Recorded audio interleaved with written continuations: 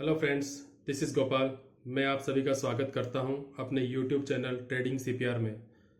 आज हम बात करेंगे एक ऐसी कंपनी के बारे में जो इनकॉर्पोरेट हुई थी इन 1894 में। और अगर इसके रिटेल प्रेजेंस की बात करें तो इसकी शॉप है मोर देन 5300 और इसकी प्रेजेंस है more than 70 countries in 5 continents. और ये ऑपरेट करती है 21 प्रोडक्शन फैसिलिटीज़ इन 18 कंट्रीज़। और अगर इंडिया की बात करें तो ये इंडियन शू इंडस्ट्री की लार्जेस्ट रिटेल शू मेकर कंपनी है, जिसके 1800 से भी ज़्यादा आउटलेट्स अवेलेबल है इन 1500 टाउन ऑफ इंडिया। और इस कंपनी का नाम है बाटा इंडिया लिमिटेड।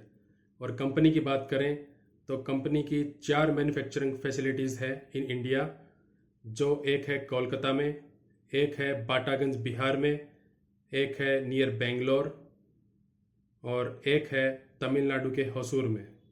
और इसकी प्रोडक्शन कैपेसिटी है more than 20 million footwear per year. और अब मैं आपको लेके चलता हूँ for technical analysis and fundamental of this company. मैं अपने लैपटॉप पे लेके चलता हूँ और वहीं से आपको बताऊँगा कि मैंने क्यों कहा कि एक जूता बनाने वाली कंपनी ने इन्वेस्टर्स के कपड़े फाड़ दिए। तो चलो चलते हैं। तो फ्रेंड्स, अभी हम आ गए हैं Screener.in के प्लेटफॉर्म पे और हम देखेंगे कि बाटा इंडिया के फंडामेंटल्स क्या है और उसके बाद मैं आपको लेके जाऊंगा टेक्निकल एनालिसिस के लिए, जो हम करेंगे ट्रेडिंग व्यू पे। हम चार्ट्स का एनालिसिस भी करेंगे। तो अगर हम बाटा इंडिया की बात करें तो ये इसका मार्केट कैपिटलाइजेशन है 15,871 CR।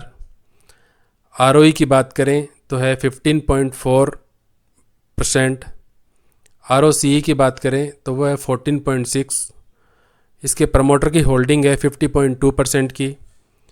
EPS इसका है 25.7 और प्लेज परसेंटेज है 0। ROCE अगर हम देखें तो 14.6। प्राइस टू बुक वैल्यू है अभी 10.1 और सेल्स ग्रोथ देखें अगर हम 5 साल की तो है ओनली 2.68% और 3 इयर्स की है 13.5%। और इसका पी जो है वो है 66.3। तो फ्रेंड्स, मैं बता दूं कि इस शू मेकिंग कंपनी का अधिकतर सभी का जो पी है काफ़ी ज़्यादा ही रहता है और इंडस्ट्री पी जो है वो है 45 का। तो आगे चलते हैं, हम बात करते हैं इसके हिस्टोरिकल पी की। अगर हम 5 साल के मीडियन पी की बात करें तो वो है इसका 69.9 और जो कि उससे अभी है 66, जो थोड़ा सा ही कम है। अगर हम इसके प्राइस टू बुक की बात करें तो 5 साल का इसका price to book value median है 12.5 और अभी ये ट्रेड कर रहा है 10 प्राइस टू बुक वैल्यू पे। फ्रेंड्स, हम अगर इसके पीयर्स की बात करें तो इसका पी अगर देखा जाए तो रिजनेबल है और इसका ROCE है वो भी एवरेज है 14.68। अब इस कंपनी की अगर हम सेल्स की बात करें तो फ्रेंड्स, इसने मार्च 2025 में 788 CR की सेल्स की थी। 788 CR की सेल्स की थी, जो कि कम है दिसंबर 2024 से, क्योंकि दिसंबर 2024 में इसकी सेल थी 919 CR। और अगर हम इसका मार्च 2024 अगर यहाँ से कंपैरिजन करें तो भी कम है दोस्तों। मार्च 2024 में इसकी सेल थी 798 CR, जो कि मार्च 25 में अभी 788 CR ही रह गई है। तो जो इसका सेल्स का ट्रेंड है वो भी डिक्लाइन दिख रहा है। ऑपरेशन प्रॉफिट मार्जिन है इसका 23% के आसपास। और अगर हम इसकी एनुअल सेल्स की बात करें तो मार्च 2025 की एनुअल सेल्स थी 3,489 CR की। और अगर हम इसको लास्ट ईयर से कंपैरिजन करें तो उससे स्लाइटली ज़्यादा है, बहुत कम। अगर हम देखा जाए तो सेल्स में ग्रोथ बहुत ही नेग्लिजिबल है। और अगर हम पीछे जाएं तो हम देखेंगे कि मार्च 2020 जो आपको इस कर्सर पे दिख रहा होगा, मार्च 2020 में भी इसकी सेल 3056 थी, जो कम होते होते वापस इंक्रीजिंग ट्रेंड में आई है। लेकिन अभी भी अगर देखा जाए तो मार्च 2020 के बाद में सिग्निफिकेंटली कोई इंक्रीज़ नहीं हुआ है, तो सेल्स ग्रोथ में एक स्टेगनेंट दिख रहा है हमें।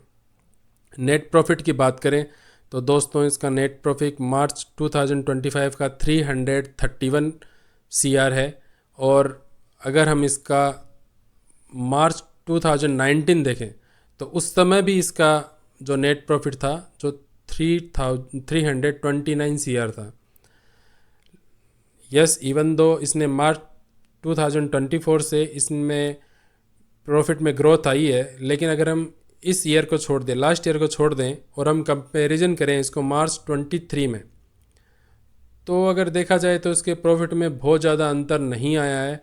और अगर 4-5 सालों की बात करें 2019 से, तो अभी तक मुझे नहीं लगता इसके प्रॉफिट में कुछ परसेंटेज ग्रोथ है क्या।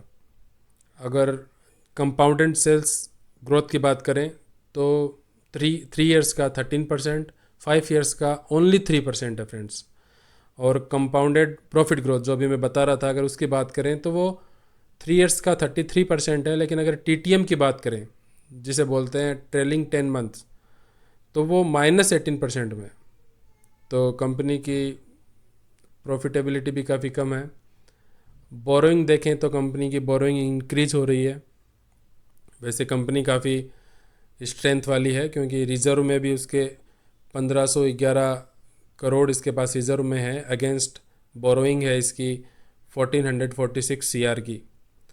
और अगर हम इसकी बात करें FIIs और DIA होल्डिंग की, तो FIIs ने मार्च 2025 में होल्डिंग को रिड्यूस किया है, और देखा जाए तो ये जो रिड्यूस किया हुआ माल है, ये शेयर्स है, वो DIIs ने और पब्लिक ने इससे माल भरा है। और अगर हम बात करें कि पब्लिक में किस किस ने लिया है, तो अगर हम DIA की बात करें तो DIA में हम देखेंगे इसकी 10.32 हिस्सेदारी इसकी LIC ने उठा रखी है। मिराई एसेट म्यूचुअल फंड ने भी 5.56 की हिस्सेदारी ले रखी है। और नीचे आए तो हम देखेंगे ICICI prudential mutual fund, Canara Robeco mutual fund, इन सब ने इसकी हिस्सेदारी उठा रखी है। तो अगर हम आगे की बात करें, हम चलते हैं इसके टेक्निकल एनालिसिस करेंगे। तो मैं आपको लेके जाता हूँ ट्रेडिंग व्यू की साइट पे। फ्रेंड्स, ये इसका वीकली चार्ट है, और अगर हम वीकली चार्ट को देखें तो फ्रेंड्स आपको दिख रहा होगा, मैं थोड़ा इसको जूम कर देता हूँ।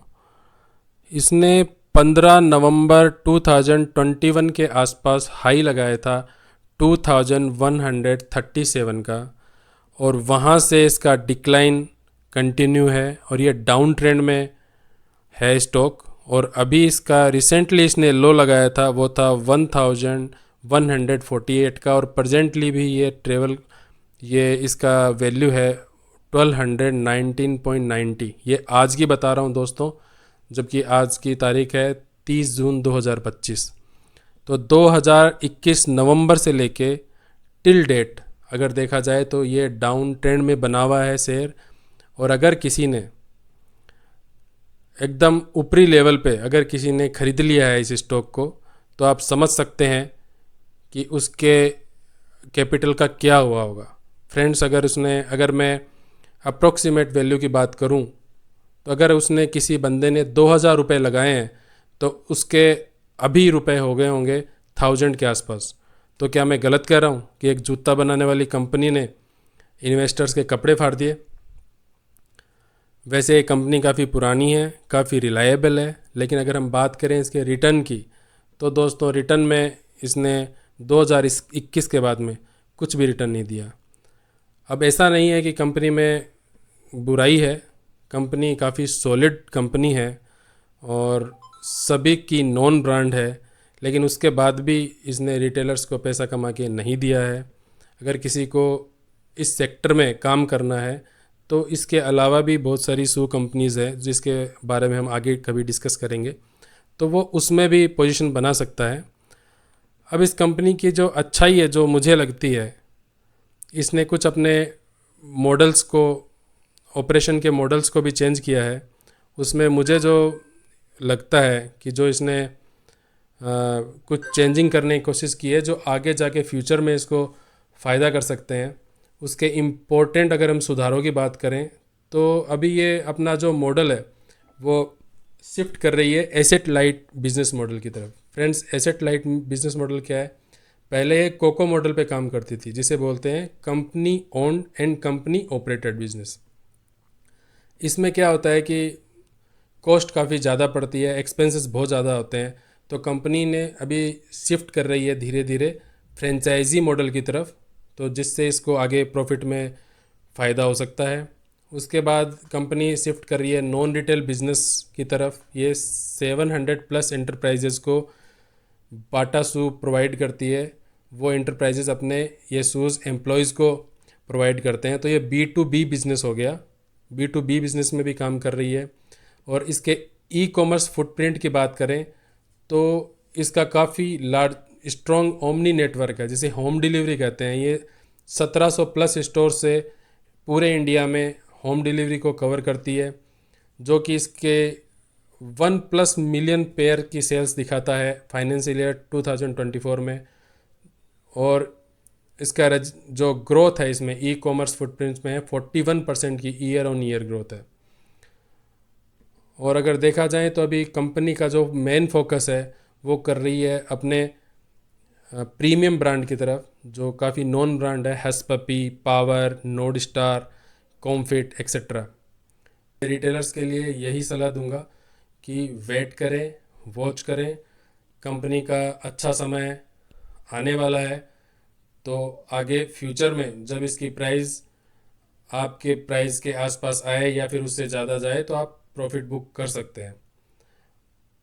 फ्रेंड्स, मैं बता दूं कि इन्वेस्टमेंट, बाई करना, सेल करना, ये टोटली आप पे डिपेंड करता है। इसलिए आप अपने फाइनेंशियल एडवाइज़र की सलाह लें। मेरा काम आपको एजुकेशन प्रोवाइड करना है और ये बताना है कि किस शेयर में क्या चल रहा है, और मार्केट एनालिसिस करता हूँ मैं। तो फ्रेंड्स, आज तक के लिए बस इतना ही। हम फिर मिलेंगे, एक नए स्टॉक्स के बारे में बात करेंगे। तब तक के लिए जय हिंद।